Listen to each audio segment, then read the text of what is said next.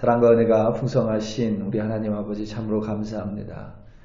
하나님, 오늘도 우리 한 사람 한 사람 새벽을 깨워주시며 우리 한 사람 한 사람의 이름을 불러주시고 또 주의 전으로 불러주시니 참으로 감사합니다. 오늘도 하루를 시작하기에 앞서 하나님을 찬양하고 또 하나님의 말씀을 듣습니다. 성령께서 우리의 마음을 붙들어 주사 오늘도 찬송한 그대로 또 말씀 들은 그대로 살아가는 우리 한 사람 한 사람 되게 하여 주시옵소서. 감사드리며 예수님의 이름으로 기도드립니다. 아멘. 베드로전서 2장 11절부터 25절 말씀으로 주의 은혜를 또 주의 말씀을 함께 나누기 원합니다. 우리 다 함께 보시겠습니다. 능력받는 새벽기도, 응답받는 새벽기도, 성령과 함께하는 새벽기도. 할렐루야. 아멘. 감사합니다. 우리가 베드로전서를 가지고 묵상을 합니다. 특별히 베드로전서는 5장으로 구성이 되어 있어서 비교적 짧지만 그 안에는 대단히 중요한 내용들로 가득 채워져 있습니다. 이 베드로전서를 가지고 묵상할 때 사실은 한 절씩, 그러니까 한 장이 아니라 혹은 한 패러그래프, 한 구절이 아니라 이 묶음이 아니라 한 절씩만 가지고 묵상을 해도 가능할 만큼 한 절 한 절 정말 하나님의 진리가 그 안에 숨겨져 있습니다. 그래서 종교개혁자 마틴 루터는 베드로 전서에 대해서 이와 같이 말을 했습니다. 모든 신약 성경의 진정한 핵심이자 정수이다.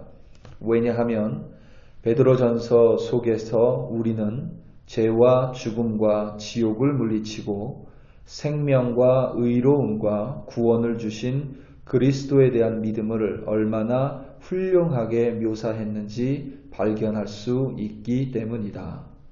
비단 종교개혁자 마틴 루터의 이런 이야기를 우리가 거론하지 않더라도 여러분들이 이렇게 한 절 한 절씩 묵상을 하면 정말 그 속에 그 중심, 그리고 우리의 믿는 바의 요체, 그리고 진정한 핵심이 그 안에 그대로 담겨져 있습니다. 사도 베드로의 모습을 그 속에서 좀 찾아볼 수 있는 것 같습니다. 무슨 말이냐면, 사실 사도 베드로는 가난하고 배우지 못한 갈릴리 어부 출신이지만 예수님을 향해 심플하고 하지만 대단히 열정적인 믿음을 가지고 있었죠. 그런 사도 베드로의 모습처럼 베드로전서는 길지 않지만 어떤 면에서는 굉장히 심플하지만 그 속에 복음과 구원, 그리고 사람과 사람의 삶에 대해서 정말 심플하지만 단호하고 또 열정이 가득한 하나님의 말씀으로 가득 채워져 있습니다. 베드로전서를 묵상하며 사도 베드로의 그러한 심플하지만 그리스도 예수를 향한 열정적인 삶, 그리고 그의 단호한 믿음이 우리 가운데 흘러 들어오기를 예수님의 이름으로 축복합니다. 우리는 한글로 번역된 베드로전서를 읽기 때문에 좀 잘 와닿지 않을 수 있지만 헬라어 원문으로 된 베드로전서는 대단히 세련된 어휘와 표현으로 기록되어 있다고 합니다. 그래서 몇몇 학자들은 갈릴리 출신의 가난한 어부 베드로가 그렇게 세련된 헬라어를 구사할 수 없기에, 그런 표현을 적을 능력이 되지 않기에 사도 베드로가 이 베드로전서의 저자가 아니라고 주장하기도 합니다. 하지만 베드로전서 5장에 의하면 베드로의 말을 실루아노, 우리가 쉽게 실라라고 할 수도 있는데 베드로의 말을 실루아노가 기록했다고 본다면 그것은 전혀 문제가 되지 않습니다. 오히려 하나님께서는 베드로와 실루아노의 협력을 통해 베드로전서라는 하나님의 믿음, 하나님을 향한 믿음의 정수가 적혀있는 하나님의 말씀을 남겼다고 우리는 볼 수 있습니다. 그것이 바로 하나님의 역사하심입니다. 하나님은 늘 그와 같은 방법으로 예나 지금이나 하나님의 뜻을 우리 가운데 이루어가고 계십니다. 하나님께서는 항상 성도의 연합 가운데 역사하십니다. 어떤 누구도 혼자서 하나님의 일을 감당해낼 수 있는 사람은 없습니다. 누군가가 정말 혼자 하나님의 일을 감당할 수 있는 모든 것이 다 갖추어졌다고 해도 하나님께서는 그 한 사람을 통해서만 하나님의 뜻을 절대로 이루지 않으십니다. 하나님의 방법이 아닙니다. 좀 과격하게 이야기하면 하나님은 그것을 좋아하지 않으십니다. 사도 바울 또한 이 점을 우리에게 각각 우리가 그리스도의 한 몸의 여러 지체라는 비유로 설명을 했었습니다. 바로 여기에 지금 우리가 어떤 온라인 교회 혹은 어떤 미디어 교회라고 하기도 하는데 이런 온라인 교회에 한계가 있습니다.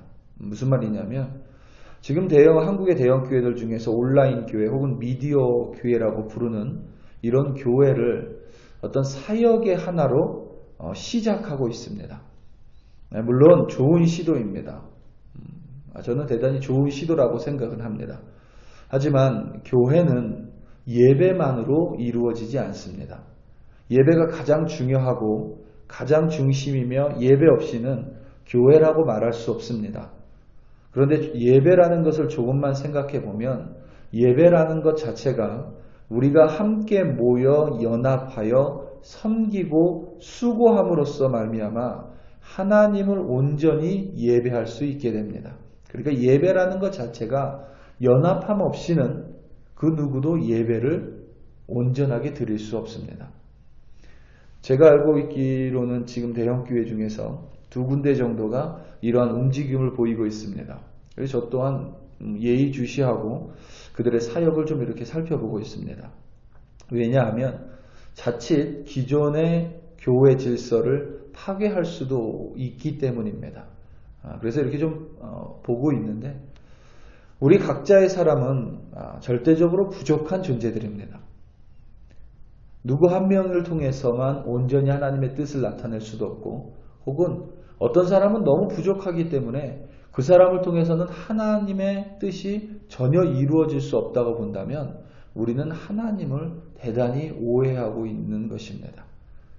우리 각자의 사람은 절대적으로 부족한 존재고 그래서 교회라는 성도의 모임, 성도의 연합을 통해 우리는 서로의 부족한 부분을 서로 메워주고 또 사랑하고 서로 연합하며 이번에는 내가 끌어주고 이번에는 내가 밀어주고 다음에는 다른 이가 나를 끌어주고 또 다음에는 다른 이가 나를 밀어줌으로써 우리는 참된 그리스도의 몸, 교회를 이루어가고 그 교회를 통하여 하나님은 당신의 뜻을 이루어가는 것입니다. 스스로 특별히 스스로를 이 땅에 거류민 혹은 나그네로 보는 믿는 이들을 통해 하나님은 그와 같은 하나님의 뜻을 이루시는데 그 나그네 한 사람 한 사람, 거류민 한 사람 한 사람을 통해서가 아니라 그 나그네의 무리들, 그 거류민의 무리들, 다른 말로 말하면 우리 믿는 자들의 모임, 연합을 통하여 하나님은 당신의 뜻을 이루어 가십니다. 오늘 말씀 11절입니다. 사랑하는 자들아 거류민과 나그네 같은 너희를 권하노니 영혼을 거슬려 싸우는 육체의 정욕을 제어하라. 아멘. 베드로는 믿는 자들을 가리켜서 거류민 혹은 나그네라고 말했습니다. 거류민은 자신의 고향이 아니라 외국 혹은 다른 지역에서 사는 이들을 가리키는 말입니다.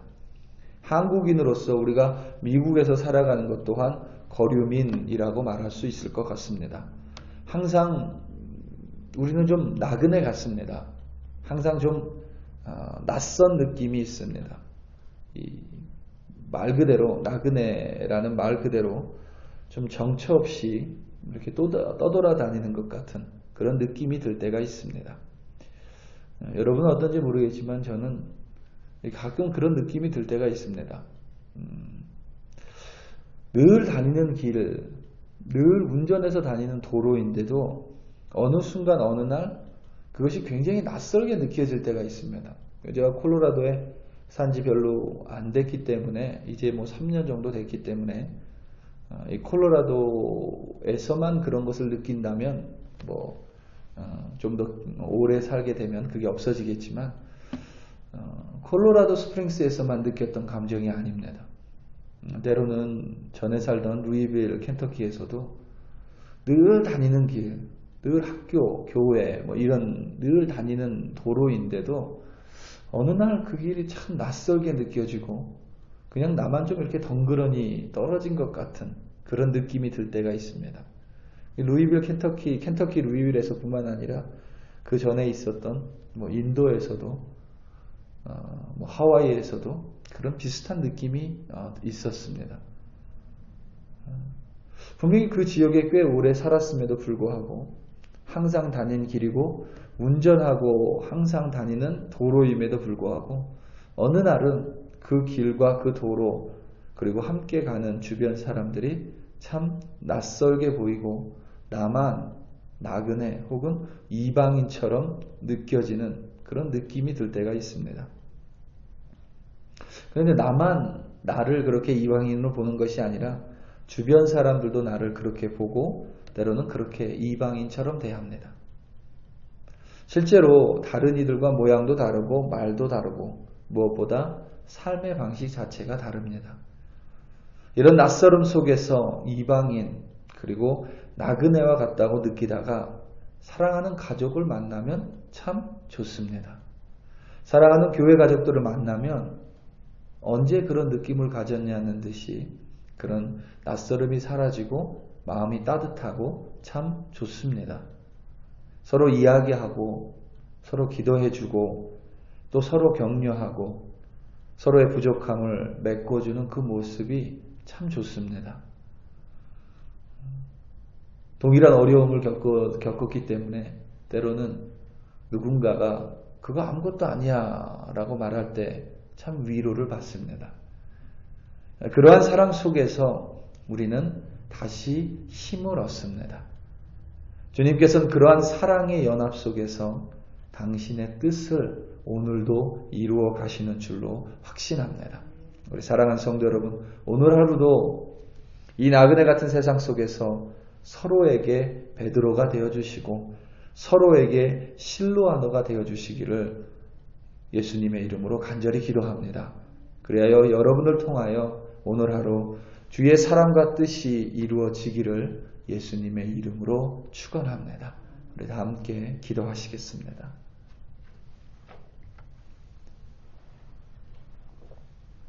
특별히 이 시간 함께 기도할 때에 우리 교회를 위해 좀 기도하기 원합니다. 우리 글로리 교회 앞으로 2021년 서로에게 베드로가 되어주고 서로에게 실로아너가 되어주어서 좀 부족하고 좀 낯설 수 있고 좀 어려울 수 있지만 서로 이끌어주고 서로 밀어주고 서로 격려하고 서로 더 배려하고 또 서로 기도해주며 그렇게 아름다운 그리스도의 몸을 이끌어가는 우리 글로리 교회가 되게 해달라고 우리 한 사람 한 사람이 서로를 향해 정말 간절한 마음으로 기도하는 교회, 한 사람 한 사람이 서로를 향해 배려하고 함께 연합하여 주님의 뜻을 이루어가는 교회, 2021년 우리 글로리 교회가 그러한 주님의 뜻을 이루어가는 교회 되게 해달라고 우리 다 함께 주여 한번 부르시고 간절히 기도합니다. 주여 할렐루야 할렐루야. 아버지 하나님 참으로 감사합니다. 하나님 우리에게 서로를 향하여 베드로와 같은 자로 그리고 서로를 향하여 실로아너와 같은 자로 서로를 향하여 각각의 다른 지체로 서로 연합하여 섬기며 서로 배려하고 또 서로 사랑하는 우리 글로리 교회 한 사람 한 사람으로 불러주시니 참으로 감사합니다. 2020년도 하나님 이렇게 서로 밀어주고 당겨주며 연합하고 기도하며 사랑하며 하나님 잘 마무리했습니다. 하나님 이제 2021년을 바라보며 우리 글로리 교회를 다시 한번 주님의 제단 위에 올려드립니다. 하나님 무엇보다 우리 글로리 교회 그리스도의 몸된 교회, 그리스도의 피로 세워주신 교회, 그리스도가 머리 되시는 우리 교회를 통하여 그리스도의 온전한 몸이 이루어지게 하시며 오로지 서로의 부족함을 메꾸어주고 서로 사랑함으로 말미암아 우리는 순전한 그리스도의 몸이 될 줄로 믿사오니 아버지 하나님 서로에게 베드로가 되어주고 서로에게 안드레가 되어주며 서로에게 실로아노가 서로에게 사도 바울이 되어주며 서로 도와가며 또 서로 함께 연합하여 주의 뜻을 이루어가는 우리 글로리 교회로 하나님 2021년도 세워주시고 또한 사용하여 주시옵소서. 오늘도 하나님 우리 글로리 교회 한 사람 하나님 말씀 들으며 찬양하며 하루를 시작했습니다. 하나님 서로 기도하며 시작했습니다. 말씀과 찬양과 기도 가운데 하나님 성령으로 역사하사 세상 것들에 흔들리지 않게 하시고 외롭고 때로는 낯설지라도 함께 기도하는 이들로 말미암아 오늘도 승리하는 주의 백성으로 인도하시고 세워주시옵소서. 할렐루야 할렐루야. 아버지 하나님 참으로 감사합니다. 하나님 감사합니다.